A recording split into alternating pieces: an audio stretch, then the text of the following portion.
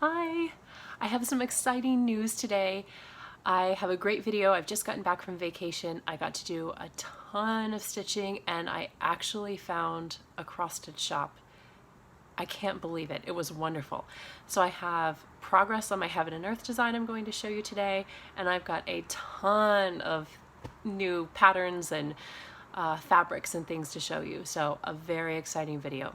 But first, I actually wanted to dedicate this video to my wonderful parents because my dad, who is an eye doctor, made me wonderful stitching glasses that I can really see these tiny 28 stitches to the inch Heaven and Earth designs that I'm stitching, and they're great. And my mother, who is also amazing, made me a couple of these grime guards so that my cross stitch gets protected.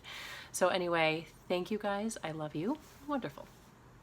Anyway, my big news with my Heaven and Earth design treasure hunt bookshelf. I took it on vacation and I finished a page. Yay! So let me show you. First page is completely done, and then I've made a very good progress on the second page and just little tiny amounts on these other pages. So the stitching on the cloud at the top went really quickly, and it allowed me to just sort of fly through the top of the second page. So my plan is to finish this page, and then down here I've got some books that I've started. So it's the same types of colors that run all the way down. So I'm going to do this page down here, and then I think I'll probably do this page right here. And then I'll keep going, and I'll kind of end up doing sort of diagonal pages because I've seen other stitchers like Needlecraft Danny and some other people do diagonal pages, and I really like it. I think it shows more of the design sooner, and it'll keep it on a Q-snap a little bit longer. Eventually I will be putting it on a bigger scroll frame, so that will be really exciting. So anyway, that was my big Heaven and Earth, is that I finally got a page finish, which is wonderful. So anyway, down to haul. First thing is I finally also got a needle minder. I love these things. When I was cross-stitching, when I was younger and years ago, I had never heard of these, and now they're all over the place and I love it. So I'm so glad I jumped on the train and got a needle minder. And I also got a wonderful stitching bag so that I could take my project with me and not have to worry about things getting in it or grime getting in it or anything like that. So this has been good for my carrying my stitching, especially long distances. So that's the first part of the haul. I want to show you some patterns because the cross stitch shop where I went was really great. It was called Town Ho Needleworks in Brewster, Massachusetts on Cape Cod, and it was so charming. It's on the second floor of an old house, and I think there was no computer inventory, there was no real cash register, and I had to dig for things, and I literally mean dig. And it made it so much fun because I found some beautiful things, and I haven't been in a shop where I've seen a lot of Mirabilia patterns in years. Okay, I'm in heaven. I haven't been to a shop that sells a lot of cross-stitch items in quite a while.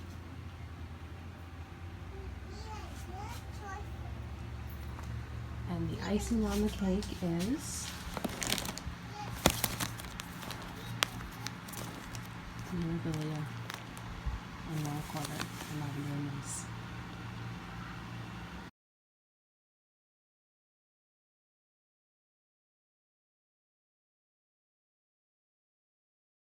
So these are 3 of them. I'm going to start with these kind of the loose ones first, where the twin mermaids and Cassiopeia, and then Persephone. I've seen other stitchers work on this, and Crafty Lisa, I think, is doing this right now, and I really love it. So I hope in the near future to start working on Persephone.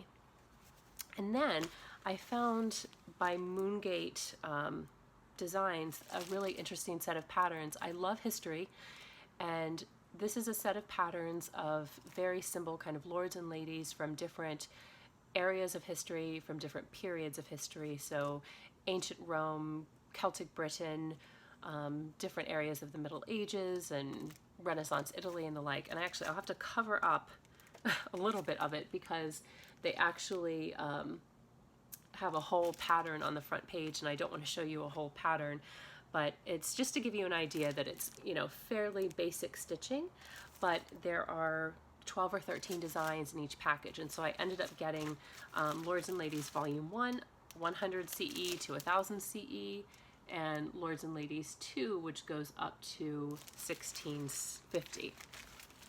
And so I don't know what I'm going to do with this, but I was really happy to find them. And then at a used bookstore, I actually found for $1 Egyptian charted designs, which is just different sort of, well, different borders and different Egyptian figures, and also wild animal charted designs. I think this was like $3. So I did get some nice little finds in there. And I found a lot of great fabric. I found a lot of great fabric. So I've got a Mirabilia that I have plans to stitch, hopefully to start this year. And it is, I have an upcoming video soon to talk to you about all of my Mirabilia plans, because there are a lot of plans. But it's the pattern, the Roses of Provence, is stitched on this like white chocolate linen, which I think is kind of boring. And I found this opalescent light pink shimmery 28 count linen, and it's beautiful. And so I got a nice big piece, and it's funny, I wasn't really aware that opalescent existed until a little while ago, and then I thought, I have to get some opalescent linen. So I saw this, and so this will feature prominently in a few months in my upcoming plans. So that was a major find. And I also an opalescent, this is called Autumn Fairy, and let me see if I can get the opalescents to show up for you. But it's a beautiful fabric, and I have a couple of Nora Corbett's that I've had my eye on, and I think with this, the way the fabric is cut, I can probably get 2 on one piece of fabric. But when I saw it, I absolutely had to have it because it's beautiful in person, and I'm not typically like an orange kind of person, but the fabric is just, it's lovely, and it's by Fabric Flair. Then also, I think by Fabric Flair, yep, I got this 32 count beehive linen, and I thought that Nora Corbett's Queen Bee would go wonderfully on this, and the companion piece. And again, the way it's cut, I think I can fit 2 on here. And it's pretty subtle, but I like the subtlety of the pattern of the fabric. And so this was another one where I saw it and I had to have it. From Witch Helt Imports, I got a hand-dyed linen Morning Dew. It's 28 count, and it's just an 18 by 26 piece. And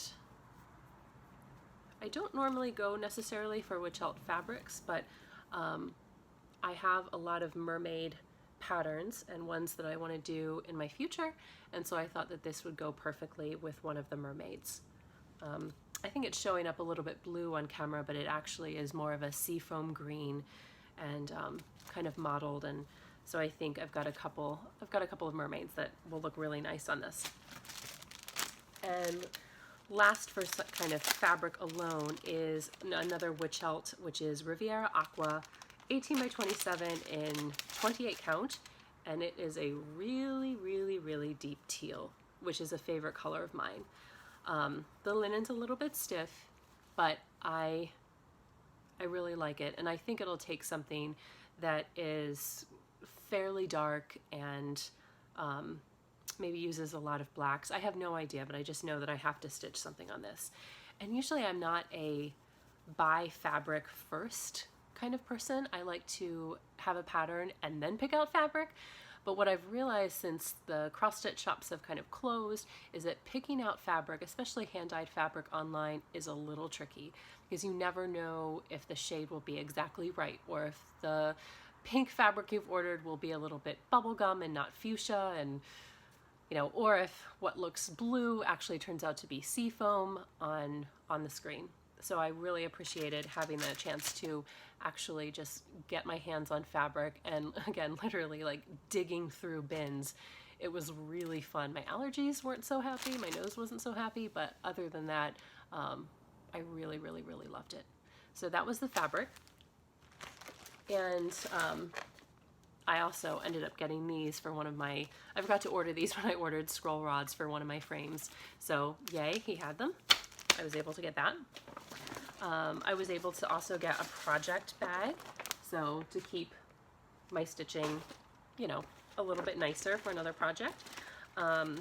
He had really nice needles, so I was able to get Bowen and John James needles, and I stocked up in that way. And then the project that I got was, I've had my eye on this for a little while, is Andromeda. So I got this pattern there, and I've seen a lot of people do some color conversions with this and kind of some interesting things. So here's the pattern. And then this fabric, oh, I love it, it's a small piece of fabric because the design isn't big, but I thought it would go really well. And I think it's called Stormy Sky or Nighttime Storm, something like that. It is a 28 count linen. I don't remember what the company was. I don't think it was even labeled as far as the company goes. But one thing that I decided to do with it is to try, I wouldn't call it a color conversion as much as I would call a color tweaking. So I ended up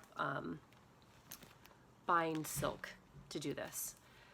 And that in itself was an interesting experience because, there are not many charts to convert DMC to all the different silk brands.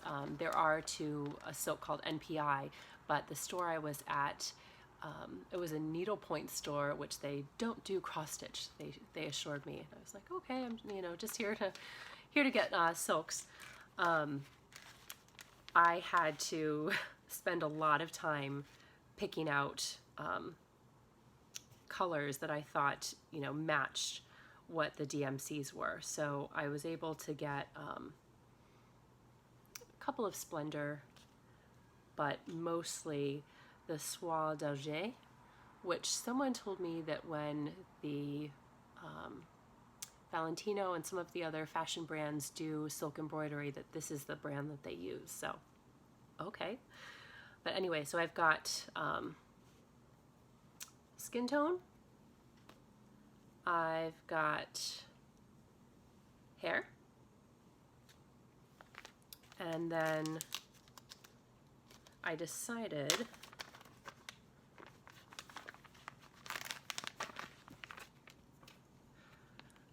the dress I thought is a little washed out, and so I decided to punch up the dress and still use purple, but make it have more of an impact. It still will kind of blend in with the fabric a little bit, but I think it'll make enough of an impact, and I like the colors. So that is that. And then for the waves, I'll show you that there still are kind of the waves down here. I've got white, of course, but then I decided to make the teal just a little bit more of a teal. So those for the waves. And then for the rocks, I'm not sure that I like highlighting the rocks with the dark teal, so I am going to try the silver. And anyway, so here are the rocks. And so ultimately I think I think it'll look really nice. It's an experiment for me, and like in no way, you know, I think that the design is really pretty. I've just seen a lot of people do things like full color conversions or changing hair and dress into a cloak on some of the lavender and lace patterns. So I've seen people do some interesting things, and I kind of wanted to dip my toe in a little bit because I love the story of Andromeda, and I really like this piece, and I like the I think the movement in it is really nice. And so let me show you what all of the colors are going to look like against the fabric. So here, one more time. Anyway, I don't know when I'll start that. I'm hoping to start it within the next few months, and that will just be a piece where I can have a little bit more creativity, and you know, we'll see how it goes. We'll see how it goes. I have to order the bead pack yet. The store where I was at had some of the beads, but not all of them. So anyway, that will come in, and I'm hoping to start that sometime in maybe September. It'll be a new start for me. But anyway, so thank you for watching. A little bit of a longer video for me and looking at all of this great haul, and I hope to continue making a ton of progress. My next video will definitely be an update, and I hope to show you more of my Lady Hera from Mirabilia, more of my treasure hunt bookshelf, and we'll see if maybe I have a new start as well. So thank you so much for watching, and I will see you in the next video. Bye!